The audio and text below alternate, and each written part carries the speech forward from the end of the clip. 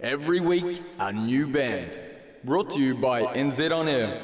Active Live! Yeah. Kia ora and welcome to today's Radioactive Live on 88.6 FM, brought to you by New Zealand On Air Music. I'm Charlotte, your host, and I'm excited to welcome Selena, aka Synthetic Children, to today's Active Live. Thanks so much for coming in. How's it going? Kia ora, really good. Thanks for having me. Yeah. It's nice to see a familiar face in an unfamiliar place. Amazing. Got to stick together these palmy peeps. Now, Synthetic Children is a Te Papaoia-based hardware electronics project, shifting swiftly between auto-tune vulnerabilities and bubbling dance beats to murky atmospherics and anxious work. Her restless sound embraces the juxtaposed existence of beauty and unease within the same sonic space. Her most recent release, Smooch, says hello to a new era of Synthetic Children, immersing listeners in fizzy textures and big feels. Shall we get started with the first track? Oh, I love your little write-up. Thank you. I have to get you to do my next promo. This first tune is called Slippers, and it was the first single of the thing. Amazing.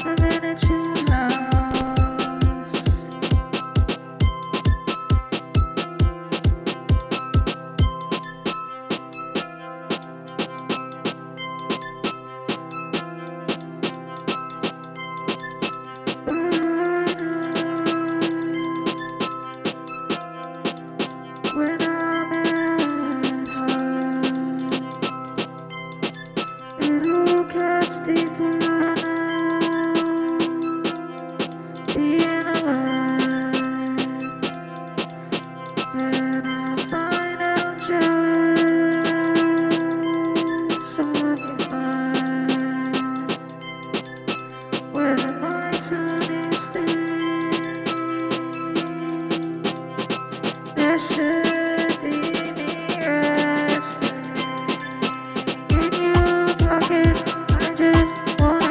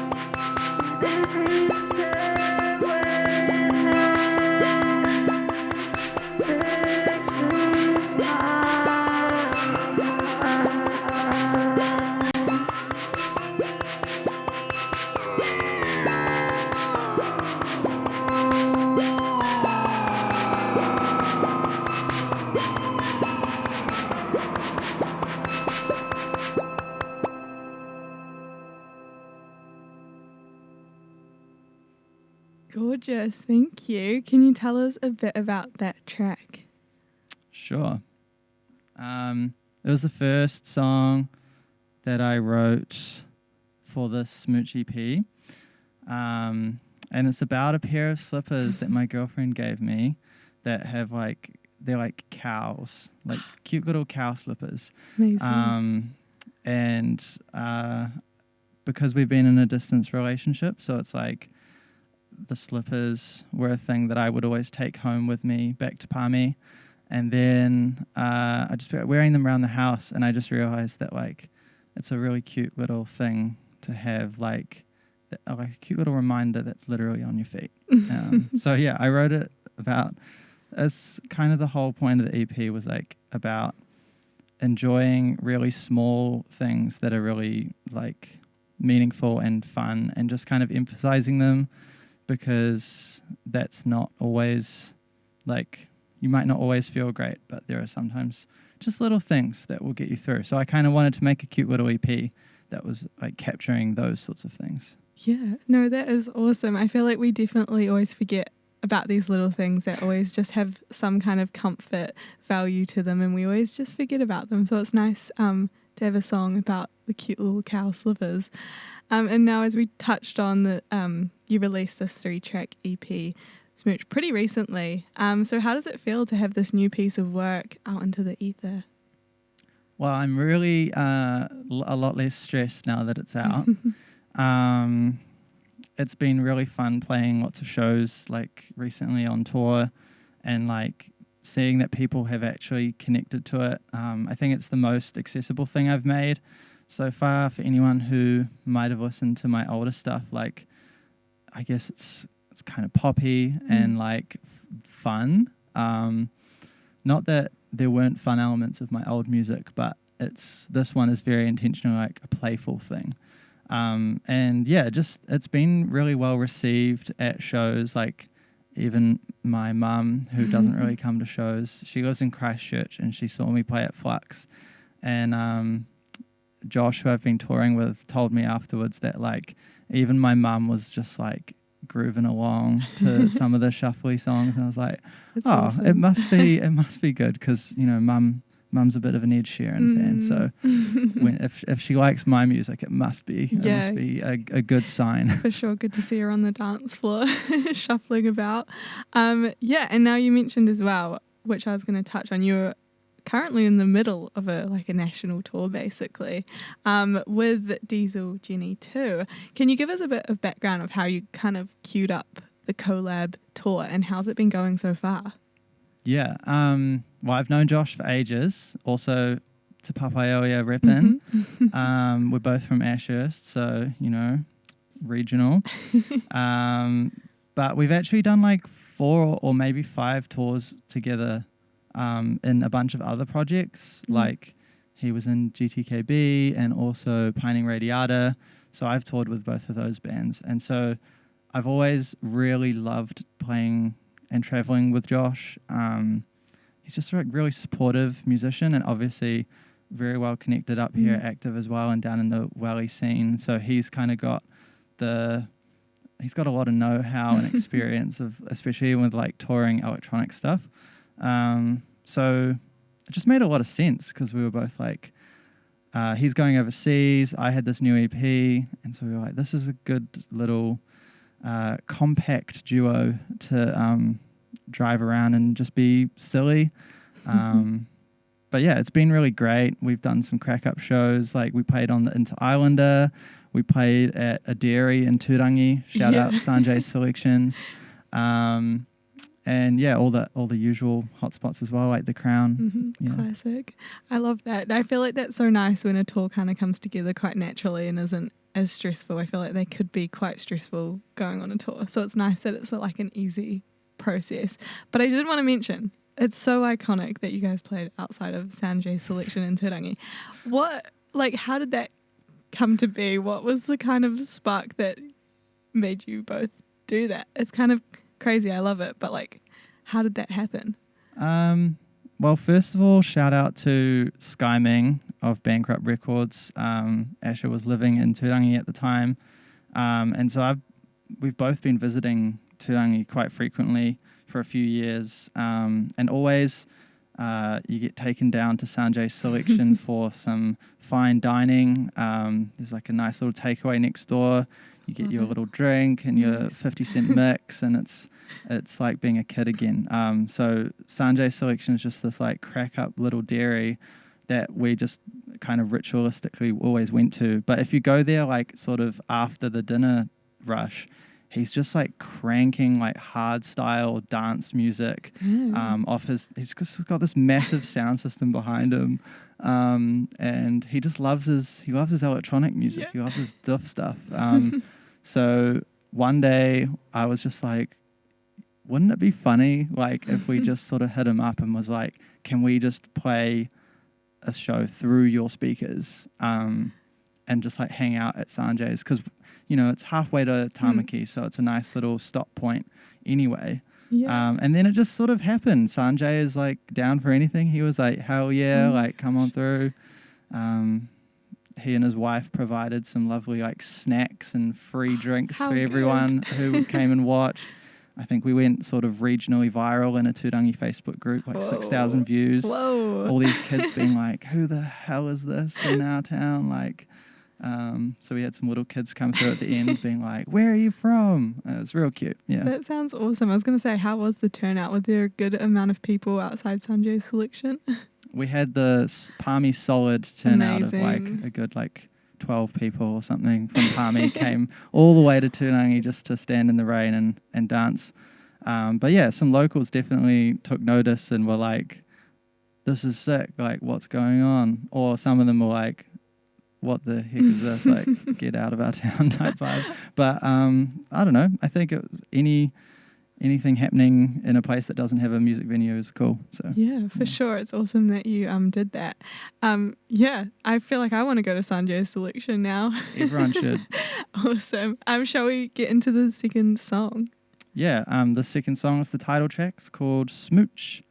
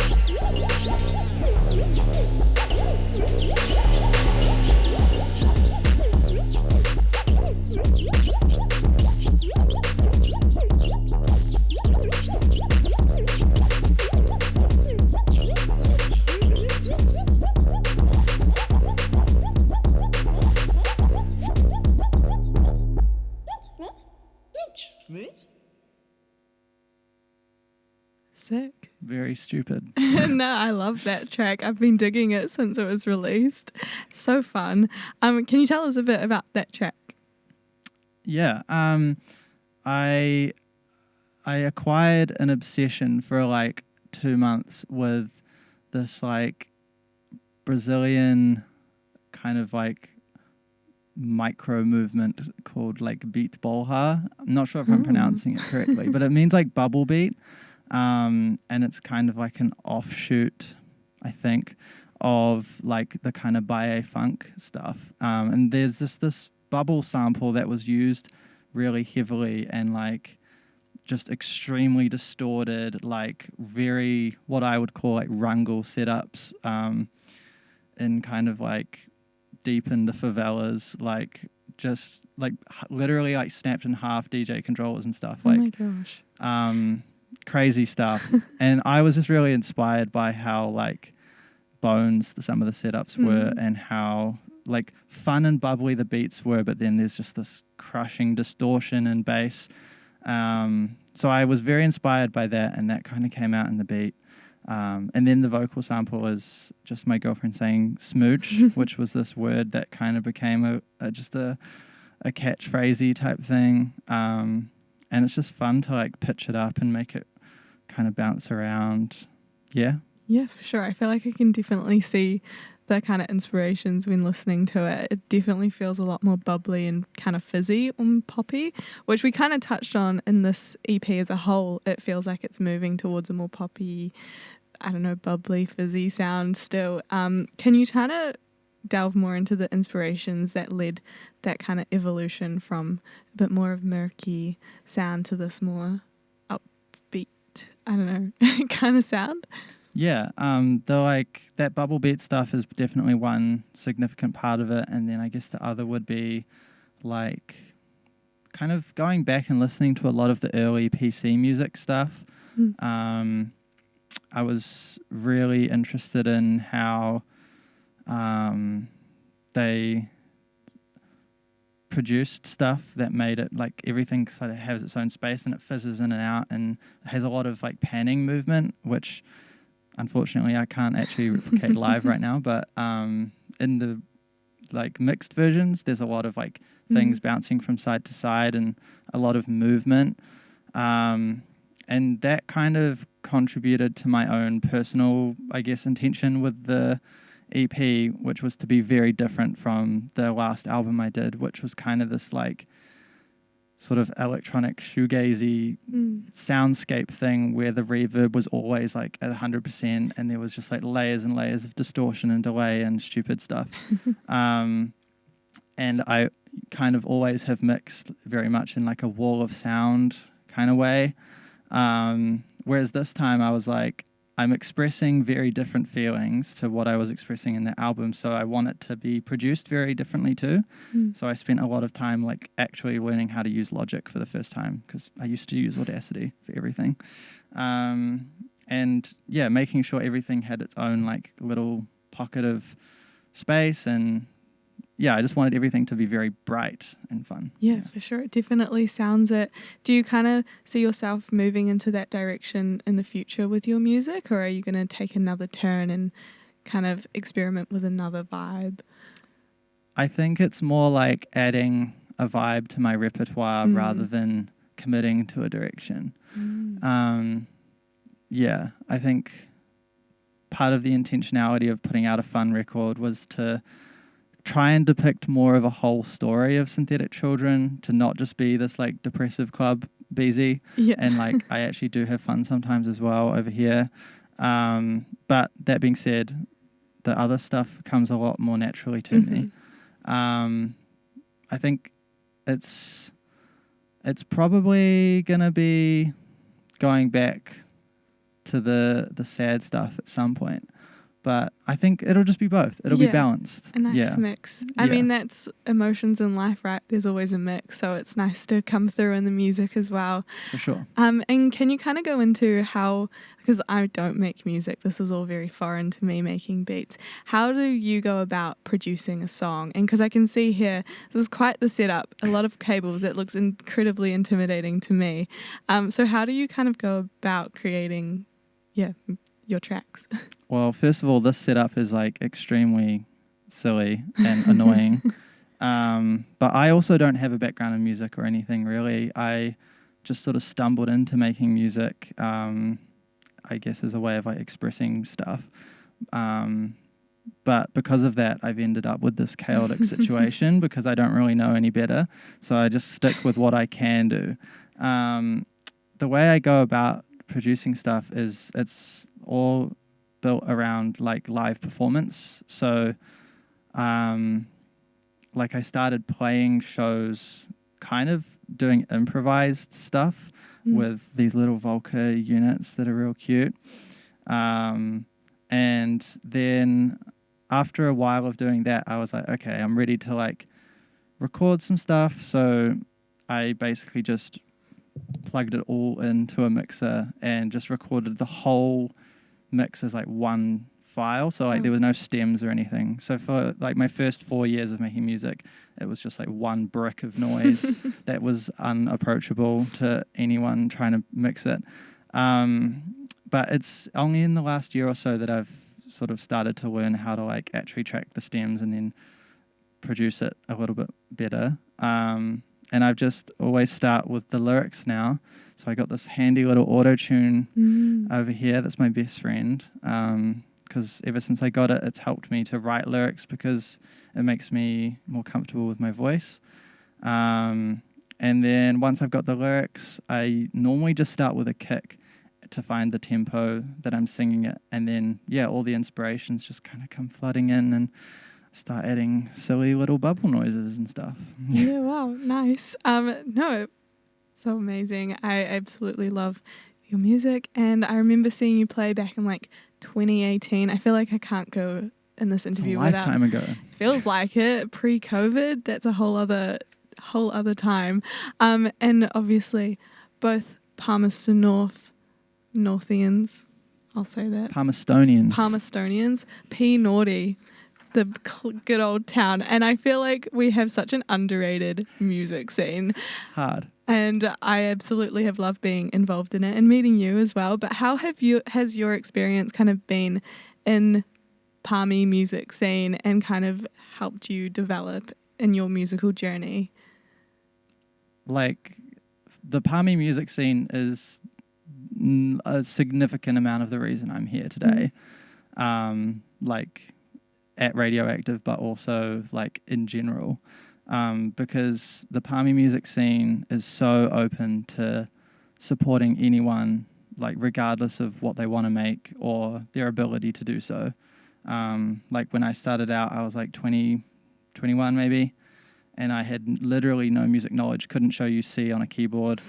And some lovely people kind kind of took me under their wing and lent me a bunch of these Volkers, and eventually I got to borrow this mixer and just kind of acquired gear through people being really kind and supportive and encouraging. Like, my first show was booked 4 weeks after someone had lent me this, kind of without me knowing. So I was really like empowered and pushed into like giving it a good go. And yeah, that's kind of how I fell in love with music. And I think, especially as like a trans person in like a regional town, there are not a lot of places you can go to like have a nice time and meet people and express yourself, or like even create something to express yourself.